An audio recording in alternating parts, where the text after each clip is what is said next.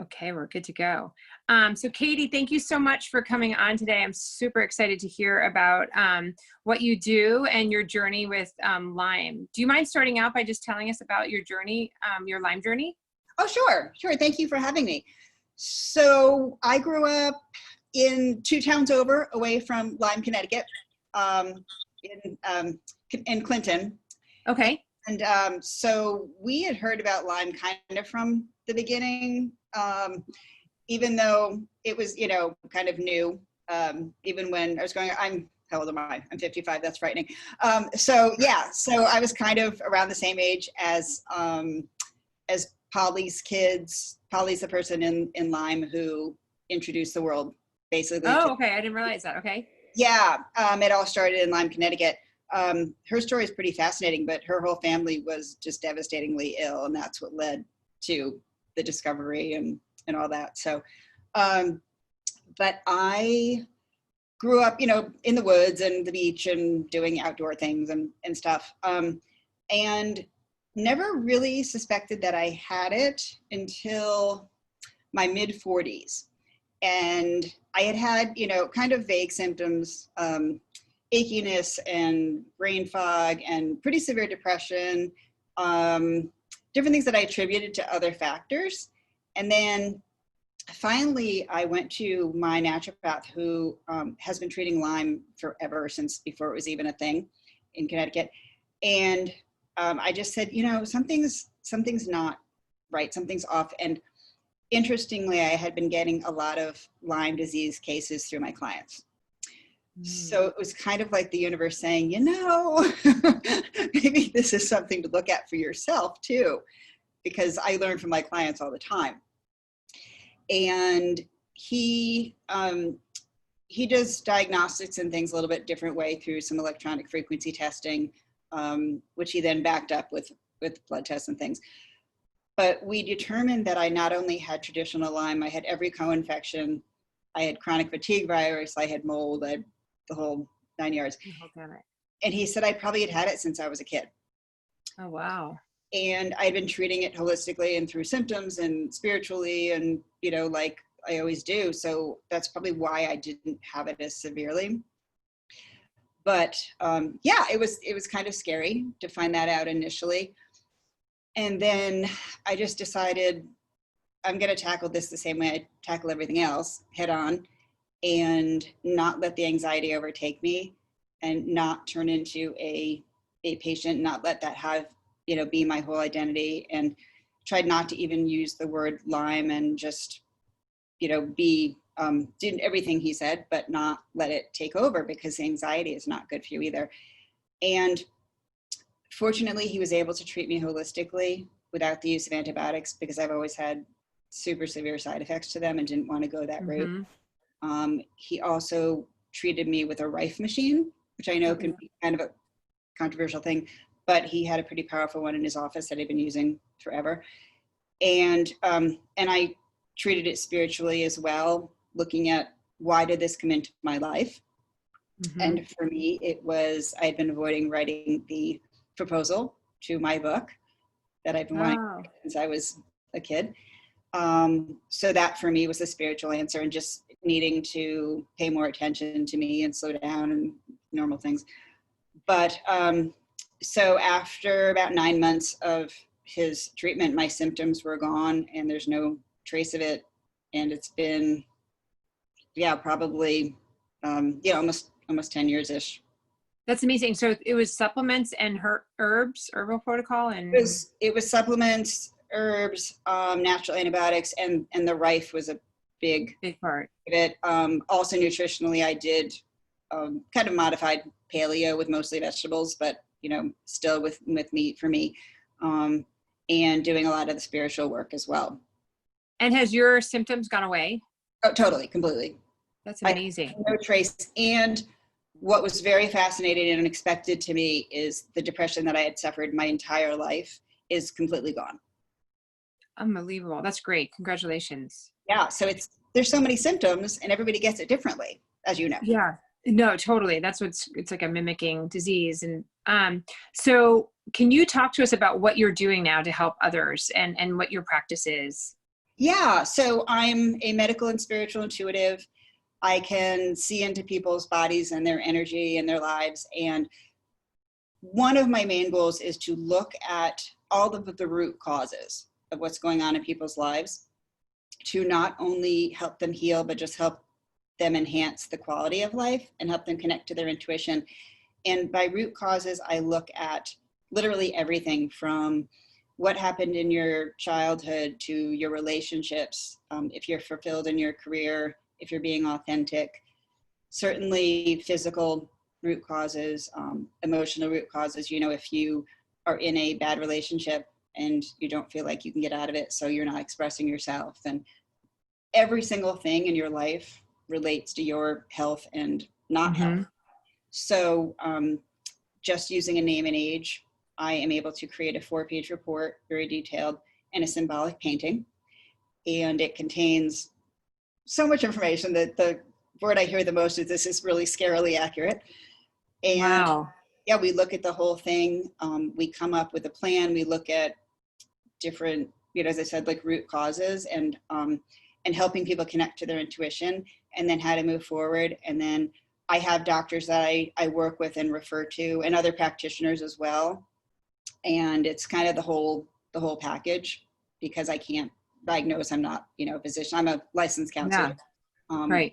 so I'm able to do that aspect of it, but I try to work with a team and have, you know, get as much resources as I can from really good people.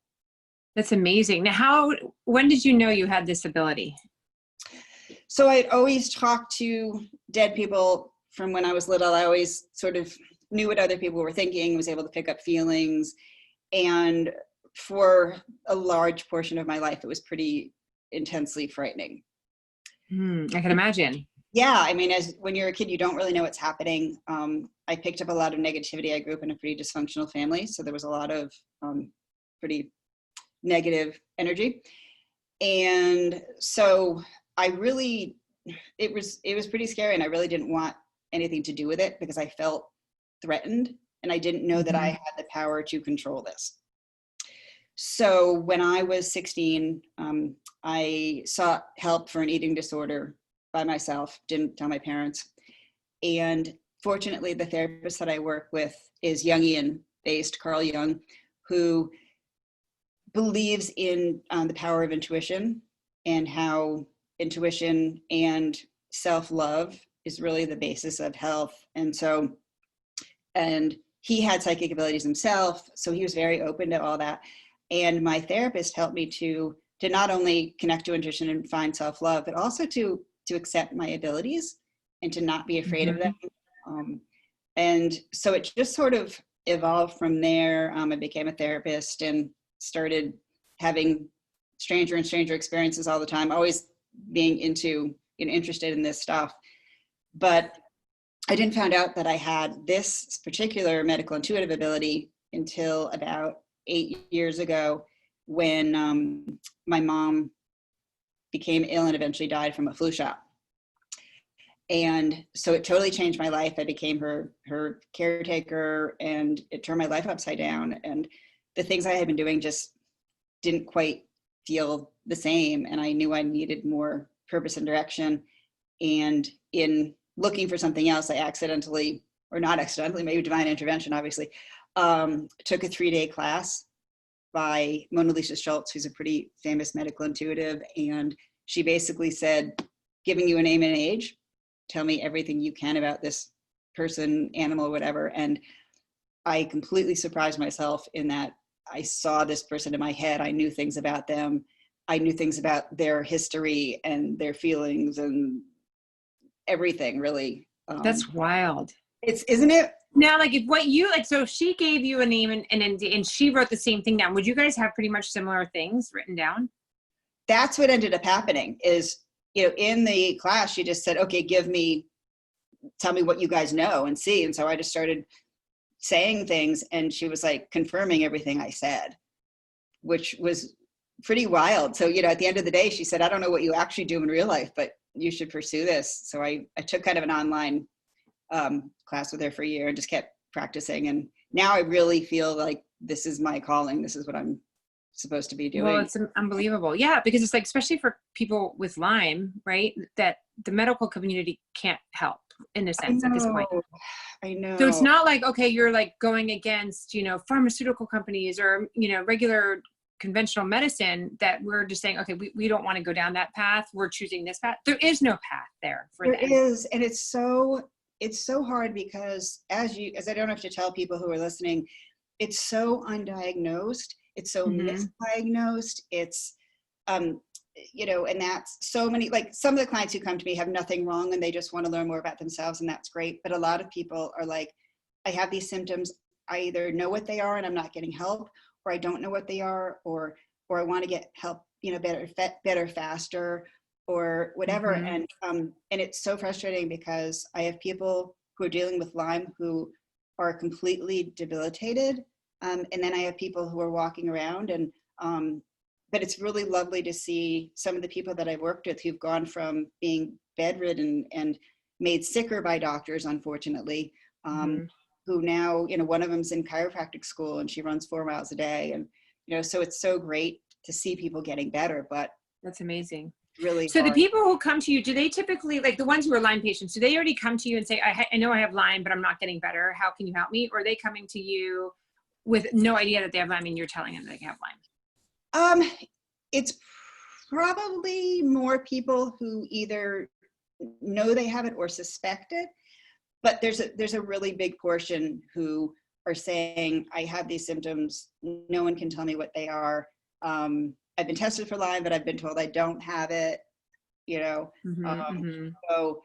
I cannot, as I said, I can't diagnose, but I can say, this is what I'm picking up. These are the symptoms I'm picking up. This is what, you can confirm this. These are the people that I trust, who I can send you to get actual diagnoses and get some physical treatment, and we can work on other aspects of this. And I still help with physical treatment as well, but right. But it's a team approach. So yeah, it's a little bit of both. So after when someone comes to you and you do their first reading, whatever the report is, now how long is that reading typically? It's an hour. It's an hour. Okay. And what's that? We do a lot in an hour. Yeah, that's great. And then do they keep coming back to you? I mean, you able to help clear if they're dealing with energy issues or past traumas? Do you help them clear that, or is that something else that it completely depends on the individual. Some people, we do an initial appointment and then they work with me weekly or monthly. Some people do that and then they come back for another reading in 6 months. I'm not pushy about that, and it's really on an individual basis. So I'm not one of those people who says you have to do 6 sessions, right? Or this is the amount of money you have to pay, and this is, you're not going to get better unless you have me do this to you or whatever. I'm not like that. I'm very I want to work with the client and with their intuition and come up with a plan that works with them.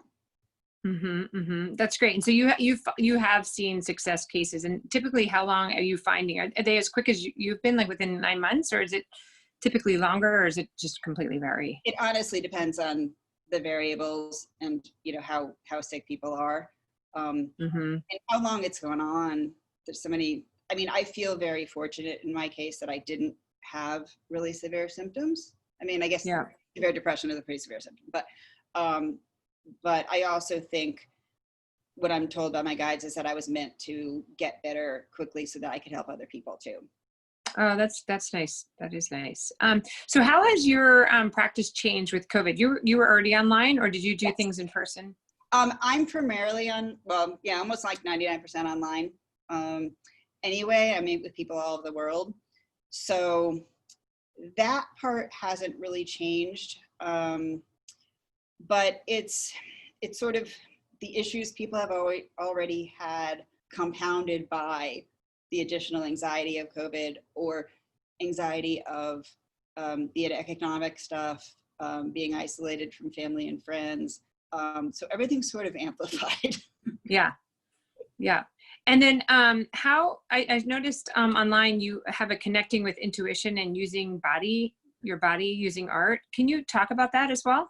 Yeah, so I've done a couple of those workshops, I'd like to do more for sure. The part of the reading that involves the symbolic painting, I can show you one. I'll cover up this person's name and traits. Okay, so can you see that? Mm-hmm. Okay, so each of the paintings that I do are different. I tune into a name and age and just have my guides tell me to start with a color and a symbol and usually it's a figure, but it could be an animal, it can be an insect, it can be a tree, whatever. And I use that information to tune into energy in a symbolic way, which is a little bit more pure sometimes than the words, because I'll get information from my guides in words, but then I have to figure out what they're saying because it's not always clear. And a great example is I was working with a 12-year-old girl and I heard teeth enamel, and my humanness said, oh, she must have problems with her teeth. But it was the opposite when I talked to her mom. She said, no, she has extraordinarily strong teeth enamel. So, you know, words can kind of be construed, but with the symbolism, it's just pure information. And so I teach people kind of how to connect to their bodies and their intuition, and then show them how they can create those paintings and learn to interpret them. And also with words, people tend to fear them or not trust them, you know, like, or think it just sounds like me, so is it my intuition? But with these, it's a little more, it's more playful, it's more raw, you know, so it's kind of like the way dreams talk to us. It's not always in language that we understand. Mm-hmm. No, that makes sense. Now, do you still do medical medium work? Well, I mean, that's essentially not medical medium. I'm sorry, the medium work, like talking like to the. So it's usually, if I do that, it's normally a part of a reading. So during part of the sources of the information is other people's loved ones. So I tune into their guides, their energy, my own guides and energy. And also it's very, very common for people's loved ones to come through as well, and their pets sometimes. Huh. And do you tell them about that? Yeah, definitely. If it applies, often I will pick up information for loved ones as well as for them, which again gets into why when I send them the report before we talk, we talk about the report together. But yeah, it's, I will often pass on messages, especially if it relates to what we're talking about. And it's always a really cool part of things. So that's great. That's so interesting. I can't wait to try it. So do you have any other words of wisdom or advice for anybody who has Lyme or chronic illness, who's listening, that you can give them? Yeah, so few things are coming to mind. The first thing is really trust yourself. And there's so many people out there, especially professionals, who will tell you that they know your body and they know what's going on and you don't have this or you have this. And it's so important for people to trust themselves and trust their own bodies, and to tune into that, because we can really learn from it. Another thing is sometimes I have a little bit of resistance to using some of the symbols, the Lyme symbols, or calling people, calling themselves Lymies or things like that, because for me, it was like I was totally identifying with that disease instead of just being Katie who happens to have something. So allow yourself to be a person as well and just have something, but it doesn't necessarily, like, maybe not take ownership, like mine, because then it becomes more of a part of you. And try not to let the fear of it all take over, because I think fear can get in the way of healing. And one of the main thing is maybe to talk to the Lyme, to talk to the symptoms as a friend instead of as an enemy, instead of feeling like your body's against you and that you have to fight it all the time, because I have seen illness or accidents transform people's lives in such incredible ways, and in such positive ways too. And I'm not being a Pollyanna about this, but I think that if we instead of feeling like I must be a horrible person since I got this, or my life's never going to get better. Even when I had the eating disorder, I was taught to talk to it and to say, what are you here to do? How are you here to help me? How can I change my life with you? What do you need so that you don't have to be a presence in my life? So try to work with it, you know? No, definitely. I totally agree with that. Like, don't think of yourself as a victim and why me, and because you'll never get better if they think that, like, why me, and be angry about it. And it's once in a while, I think, to let yourself be angry. Like, we all get angry on one day where you just, like, your body just can't keep up with what you want to do. But in general, like, you have to be like, I'm going to get through this. And there's a reason why I'm on this path. And what am I here to learn? And why is my life different? Like, I'm supposed to be learning something from this and changing something in my life to get me through this. It's so true. And if the people you're working with now aren't helping you, fire them. You know, find people who can help you. Don't give up, because there's people who can help, who look at things in a different way. Like for me, you know, the Rife machine was a game changer, but there's so many different Rifes out there. But, you know, so, and you don't have to be made sicker by your treatment. You don't have to have herxing, for example. Right. People think it's just a natural part of treatment. You don't have to feel worse when you're getting better, you know? So look at all your options and trust yourself, and there is real help out there. This is great advice. I so appreciate you coming on. This has been amazing. Oh, and for anybody who would like to find out more about your services, you have a website, Katie Beecher, BEECHER.com, and you have all your information there, and they can book an appointment right online to go see you. They can, and also if people have HSA, health savings accounts, they can use that. And if they have out-of-network insurance for counseling, they may be able to get reimbursement as well. Oh, that's great. That's great. Awesome. Well, thank you so much for coming on. I really appreciate it. My pleasure. Okay. Thank you. Okay, hold on one second. I just want to take a picture of both of us so I can just put it like on social media later. Just smile. Thank you. Sure. And then, perfect. This has been great. And I'm definitely going to go online because I want you to do my reading. Yeah, and I'll send you I'll send you a $50 off coupon. Oh, okay, great. Thank you so much. Sure. This has been great. I really appreciate your time. This has been great. And I'm so excited to do this reading with you, because I'm definitely at a point where I need to, I thought I was better, and now this COVID kind of put me back. I'm doing fine. It's just my body hurts. So anyway, but besides that, you know, it's all good. But thank you so much. I really appreciate it. I'm so glad you're feeling better, and you're able to do this work for everybody. I'm so fortunate. You know, I really feel lucky about that. So yeah, I look forward to doing your reading. Okay, thanks so much. You're welcome. Take care. Bye-bye. Bye.